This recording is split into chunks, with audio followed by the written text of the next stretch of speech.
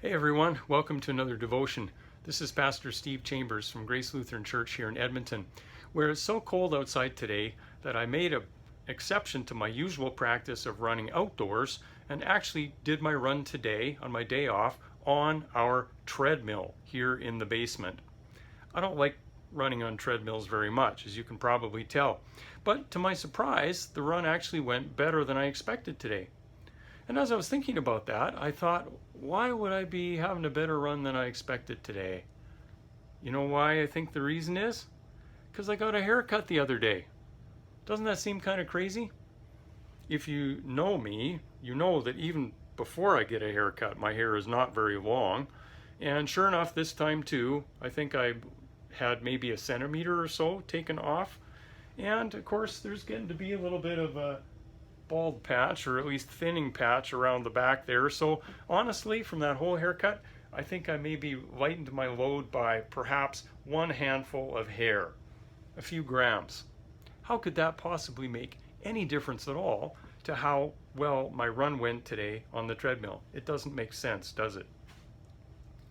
But you know, this got me thinking about a verse from Hebrews chapter 12, verse 1, where the writer tells us, "Let us throw off every weight and all of the sin that so easily entangles, and let us run with perseverance the race that is marked out for us." What an interesting verse, hey? Sometimes it seems like that is all such hard stuff when we first hear that verse. Oh man, throwing off all of this heavy weight, that sounds very difficult. And disentangling ourselves from sin, oh, how are we going to do that? And then running with perseverance this race that is marked out for us. Oh my goodness, it all sounds like it takes so much energy. How are we going to muster up the gumption to do all of that stuff, eh? But you know, maybe if we sort of reframe the whole thing, we realize that it doesn't have to be that hard. Sometimes just taking a very small step really can make quite a difference, subjectively speaking, even more than objectively. Let me give you a couple examples of the sorts of things that are maybe worth thinking about in this way. We're about, 6 weeks after Christmas now? And I know here in our family, Christmas is a time when I really enjoy all the extra rich food and sweet desserts and all that kind of stuff. But you know what? I honestly, when I think about it, I haven't really cut back on all that stuff yet. I'm still eating the way that I was at Christmas time, even a month and a half later. You know what? It would probably be very good for me to give myself a bit of a haircut when it comes to my eating habits. Maybe that's something that you would want to think about too. I don't know. Up to you. Or here's another example. How about our media consumption?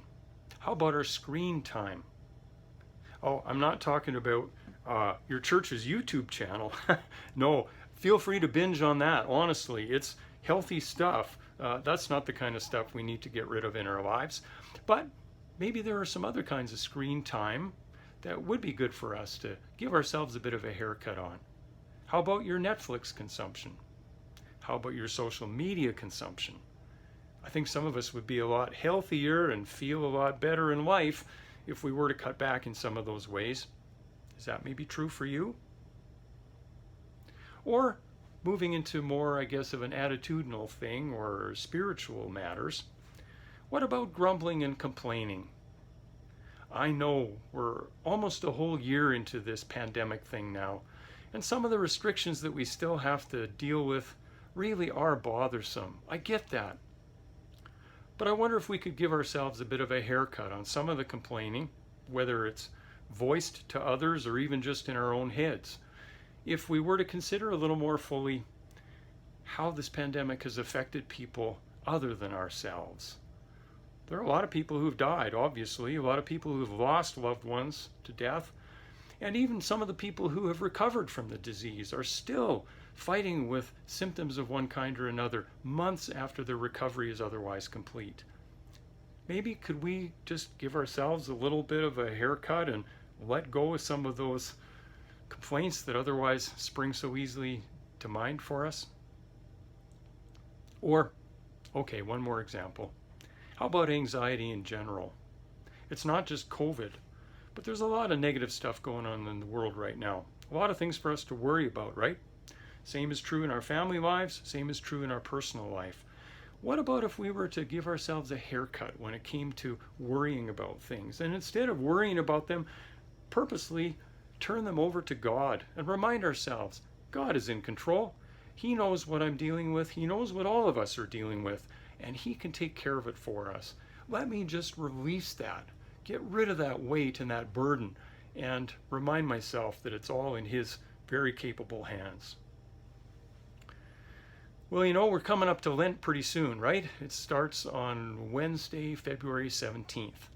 And Lent is a great time of year to think about doing just this kind of thing, letting go of the weight that burdens us down and the sin that so easily entangles, and let us instead run with perseverance the race of faith that God has set out before us. Sometimes when it comes to this sort of thing, even very small differences can add up to a quite substantial adjustment in the way our lives unfold. So I hope this will be helpful for you. Maybe give that a bit of thought. Are there some small things you can do? Let go of a few bothersome habits. Maybe take up some more healthy habits instead. Lent is a great time to do that, and now is a good time to be thinking about what you'd like to do in Lent. So there's some food for thought for today. May that lighten your load and bring you joy in the journey. Till next time, bye for now.